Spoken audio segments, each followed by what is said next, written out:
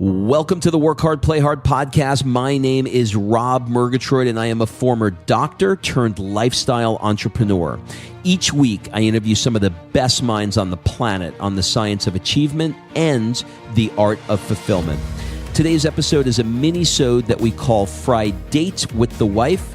In these mini-sodes, my wife Kim and I deconstruct the strategies that we've developed over the last decade to not only grow personally, but to turn our struggles into lessons and create fulfillment in all areas of our lives.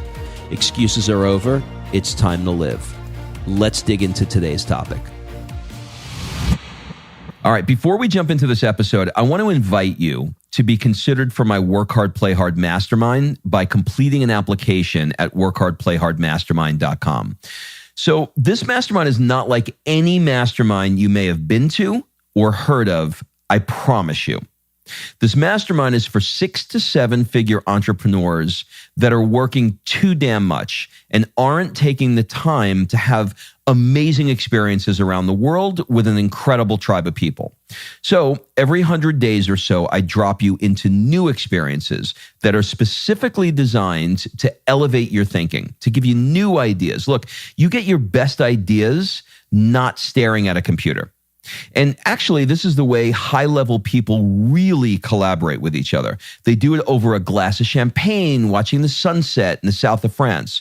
So if you are ready to do some fun stuff around the world and really, really want to level up your tribe in one shot, fill out an application at workhardplayhardmastermind.com. We'll jump on a call and we'll see if it's a good fit. All right, let's jump into today's episode. Kimberly, Elixir, Murgatroyd, how is your elixir today? Are you elixing? That sounds creepy. Why? I don't know. Dirty mind. Dirty mind. Happy Dirty Friday, mind. everybody. Happy Friday. Friday. So glad you all came. Happy Friday.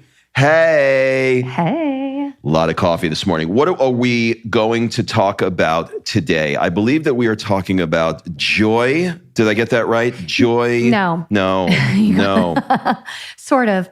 I was on the Peloton the other day and I had an aha moment. And I was thinking about how,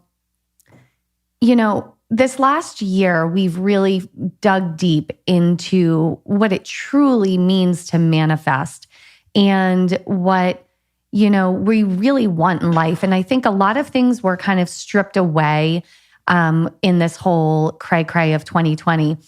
And what is important was left, right? And we really got to see what was truly, truly important. What did we really miss and all of those things? And I think the aha moment that I had was so many people are trying to merge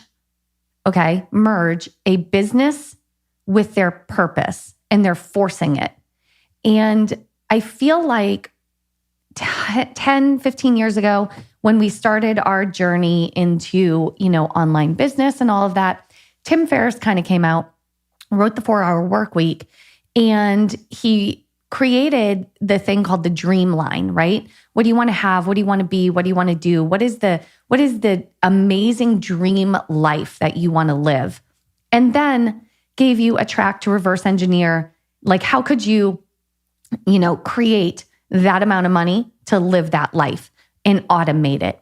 And it was like, I remember at the time, it was like drop shipping supplements from a warehouse with an online website. It was like, what widget could you put in place to generate the amount of money you truly need to live your dream life? And then I think the world went through this evolution of everybody wanting this online location independent income.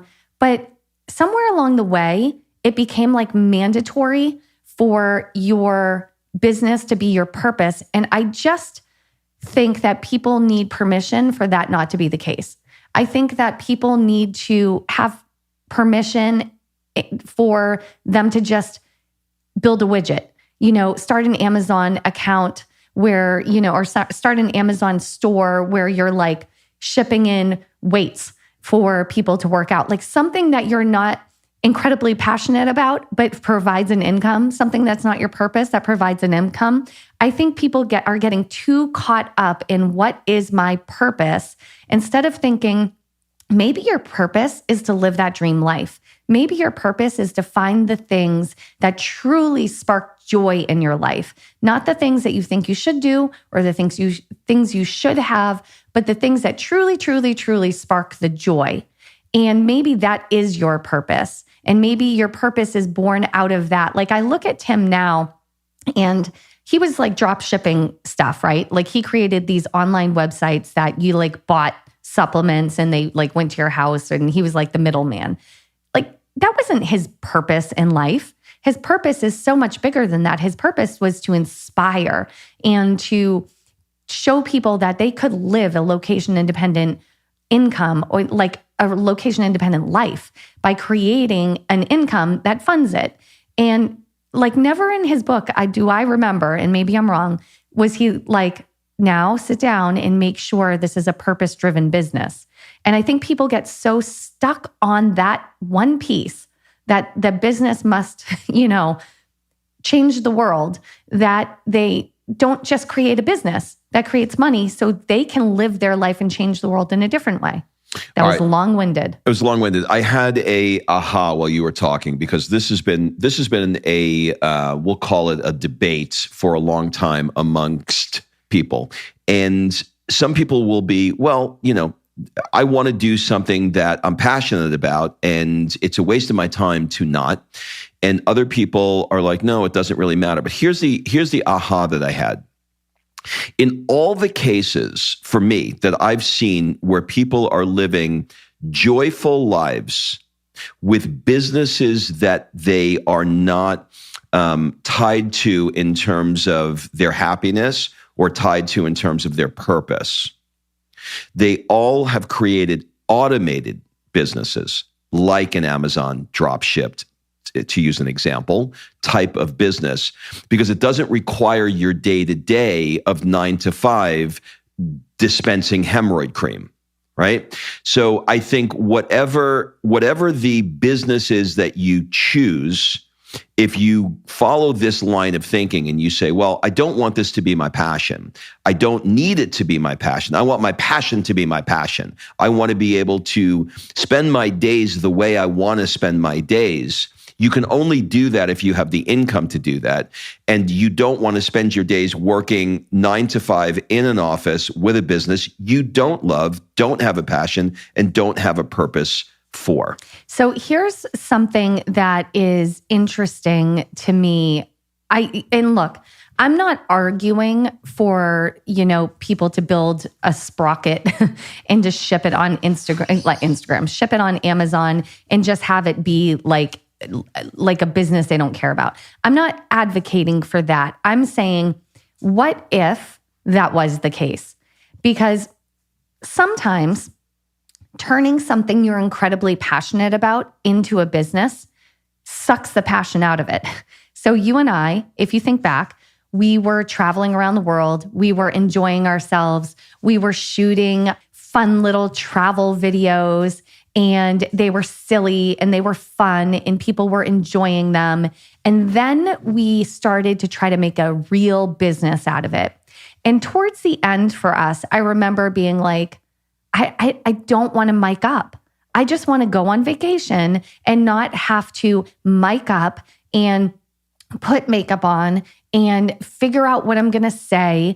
And I remember it sucking the joy out of my vacation because it became work. Vacation became work. And that is hard. And I think that happens for a lot of people. I know a lot of yoga instructors specifically who are yogis in love with yoga, in love with their practice, and they decide to take yoga teacher training. And they become a yoga teacher and they completely stop doing yoga and they completely stop having that same passion for it because they're teaching, 3 classes a day. And so what my takeaway, I hope, is for people is what you're doing to generate income does not necessarily have to be something you're insanely passionate about. It doesn't necessarily have to be your life's purpose. Like, take that pressure off yourself and say, stupid idea time. What if I just created an automated business that brought in money so I could live my purpose and get inspired every day? And maybe your purpose is to write. Maybe your purpose is to inspire other people. Maybe your purpose is to be a mom. Maybe your purpose is to live in joy. Maybe it's not this change the world thing. I think there's so many people trying to empower women to blah, blah, blah, blah, blah. And I think that's great. But at what point do you empower yourself to live the life you want to live? And maybe that life doesn't have to do with, some massive plan right now. And realize too, that could change. Tim's a good example. He created automated income that he wasn't he liked wellness, but he wasn't incredibly passionate about it, right? In the way that, oh my God, I have to create this business and I can't wait to wake up again and blah, blah, blah. In that era of online business, what people were really passionate about was waking up and seeing that they made money while they slept, that orders came in while they slept. That's what people were really passionate about at that time in online business. And I think that there's a happy medium here. I talk to a lot of people, and Rob, you do too, in our virtual mastermind and coaching, and they're just lost in what business they should create because they're trying to make their purpose, their passion, and their business one thing, and they're forcing it. And I think if they just said, maybe it's not, maybe it's something else that just brings in the income so I can live my purpose, they'd be living in more joy. Again, long-winded.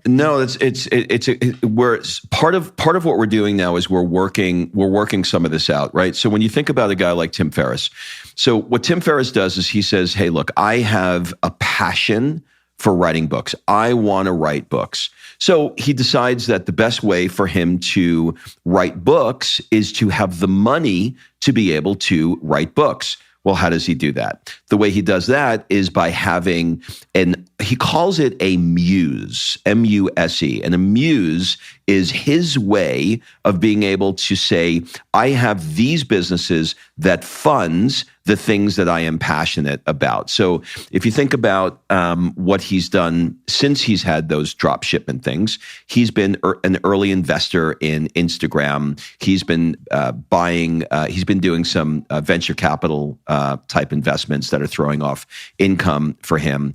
He originally was doing, anyway, the point is that he had lots of different things that he was doing, but he never conflated, my favorite word, he's never conflated the two. He's always said, this is my dream life.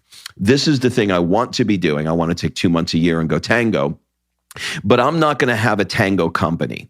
I'm going to have a company that is based around doing something that I absolutely love to do. So I think whatever it is. You just nailed it there.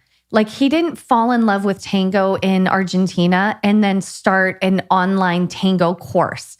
It doesn't, and he could have, and that might have done well, but it doesn't have to be that way. And I just want why I'm so passionate about this?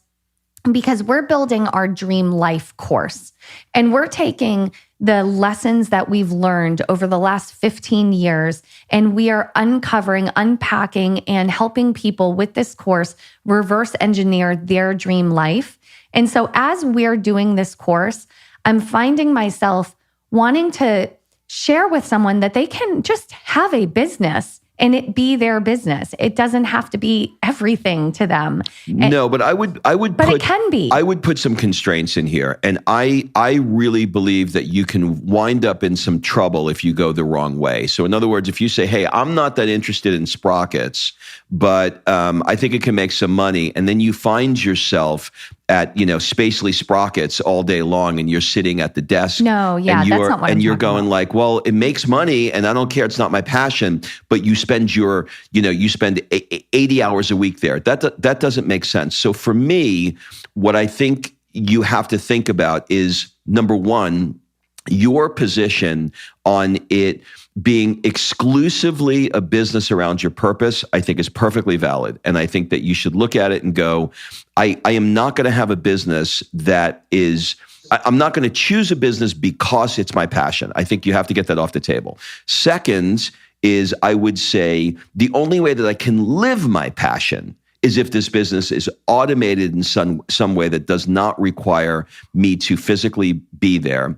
And number three, be open to the idea that you may want to have a business that is your passion, and you may want to spend the day doing it. For example, what I'm doing right now with podcasting and masterminds, et cetera, I love. That is my day-to-day, and it is my income, and it is something that I love to do. So I am perfectly in alignment with my passion. And what I may want to look into doing now is maybe buying an Amazon ship type company, so I can throw off $10,000, $15,000 a month in a way that is automated, so that if I decided that I didn't want to do a portion of my business, or if your example that you gave earlier of us traveling, where your vacation turns into your vocation and it's no longer fun, I'm not so principally tied to my business because it is my lifeblood of my life. I think that there's a dance here. I don't think it's an either or thing. I think Right. You got to look at it. I think you have to look at all of it. And I think this is why we're creating this Dream Life course, because I feel like what's on the market today, as far as courses on how to build a business, they start with the business, and they don't give any look at the life that they want. They assume that the business they're going to create, whether it's a coaching business, a podcast business, a course business, whatever the business is, there's an assumption that that business is going to give them the life they want. And that's not always true, because if you go into, let's say you go into one of these courses that are available or masterminds, and you just start building a business and you're like, it's my passion, it's my purpose, it's my this, it's my that. Okay, great. So you have the idea, and then they start building a business around it. You could find yourself working 24/7 on that passion project, trying to turn it into an actual legitimate business that brings in income, and spending more than 40 hours a week doing that because it's so labor intensive, or it has you traveling 300 days a year, or there's so many things that can interfere with the life you want to live. The other thing I think is important to consider when it comes to purpose, I get the idea that your purpose is to be enjoyed, but I understand what people are saying when they're talking about purpose. What they're really saying beyond that is they're saying they want to do something that's exciting to them, that has meaning, that they love. Yes, because I'll tell you this. There is a big chunk of people's lives where they look at it and they say, this is my purpose. I know this is my purpose. Well, when I ask that same question to the person 4 years later or 5 years later, all of a sudden that changes. They're no longer having the same purpose that they once have. So I can tell you that purpose will change as you change and as you launch different rockets of desire for what it is that you're after. Okay, so I'm drawing something for you now, ready to demonstrate my idea, and I hope this makes sense. So let's say when you're a kid, your purpose is to play, right? Sophia's purpose right now is to play and to be happy and to be joyful. Then you get a little older and you're like, my purpose, I want to be a mom. I want to be a dad. I want to contribute. Then you're like, my purpose, I want to give back. I want to contribute. I want to find a way to impact other people. And then all of these things. What do you get from all of these things? Joy. every single one of them, the contribution, the giving back, the vacation, all of these things lead you, if you, like, let me ask you this, if your purpose, whatever that is, when you do a trip, okay, let's say your purpose is to inspire entrepreneurs to get out of the 9-to-5 rat race every day to day, and you take them for 4 days, you blow their mind, you put them in state in an amazing location, you expand who they are. What does that bring you when you see that twinkle in their eye? Joy. Exactly. So my aha is that all of these things we're doing are leading us to joy. Here's the interesting thing. I have a pet peeve with women who tell me that they want to empower women. Not that I care not that I believe that women should not be empowered. Of course, a woman should be empowered. And I think women should help empower other women. That is not my beef with it. My beef with it is what makes you unique and different. There's a big, long line of women who want to help empower women. And everybody is saying the same thing over and over again. I just want to empower women. What does it mean? Because I'm looking at it through the lens of a business, right? How is it unique and different through the lens of a business? But what you just described here is interesting, because if that same woman who comes to me and says, well, I just want to empower women. Well, how are you doing it? Well, I've got 10 businesses that throw off $10,000 a month from me, and I have $100,000 a month in income, and I do events for women, I write books for women, I have a podcast for women, I do courses for women, whatever it is. She's not looking to create a business that empowers women. She's created a business so that she can fund her passion to empower women. Right. Exactly. And so this is the missing link, right? A lot of people, I was having this conversation the other day with some friends. People want to have this big platform, and they want to build this big platform online, and so they can empower women, they can build this big brand. And they look at influencers that are friends of you and I, that I'm not going to name, and they're like this one, like that one, like this one. And I'm like, do you know what all of those women did first? They built a business that threw off money. And in the case of what the conversation I was having, it was network marketing. Like when you look at most influencers that I know built a network marketing income, so it throws off a residual income, and then they stepped into the next evolution of what they are and built these big brands that people are seeing today. But what they don't realize is that those women have money being thrown off residually from 10 years of building a network marketing business. If you're a woman listening to this right now, we'll stay on the thread of women empowering women. If you're one of those women who are interested in that sort of thing, and you have your favorite influencer du jour, right?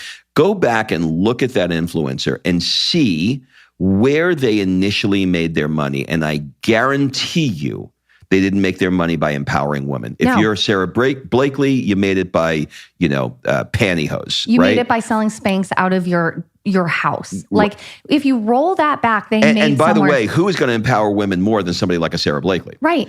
Like, so if you empower yourself first and then empower women, for me, I could say, our team motto is inspire, empower, repeat, right? How do we empower women?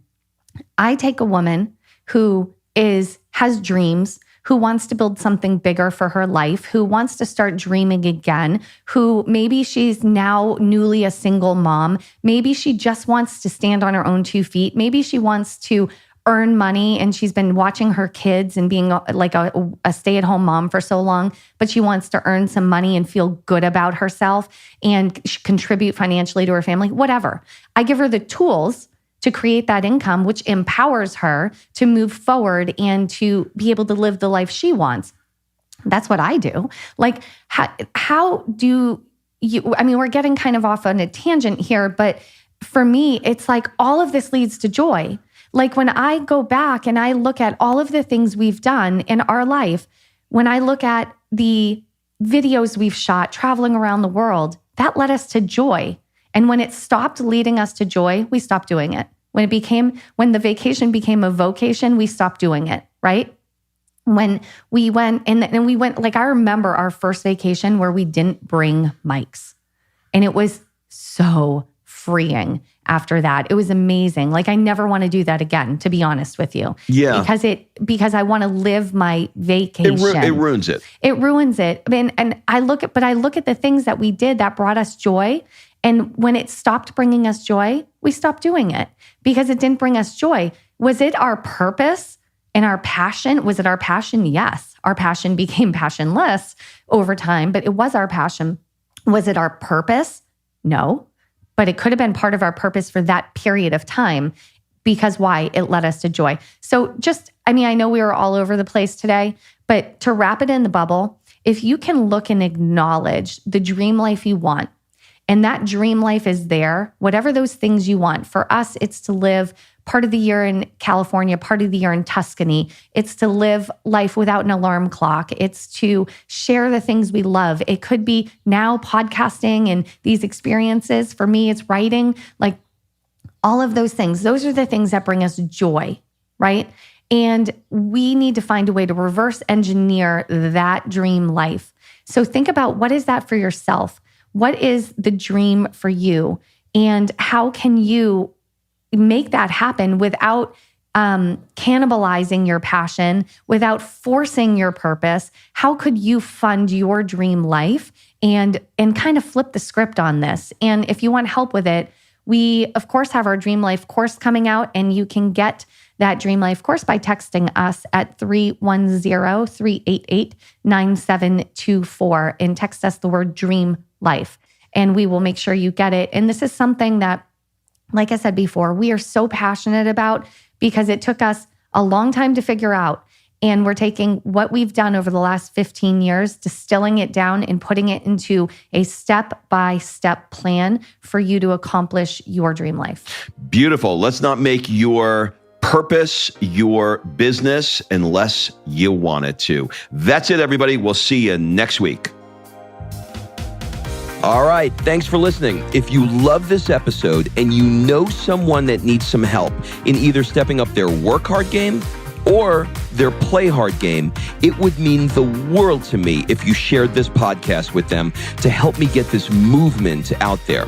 So if you like what you heard, head on over to iTunes, take 30 seconds and leave me a 5-star review, and I will be forever grateful. So until the next episode, excuses are over. It's time to live.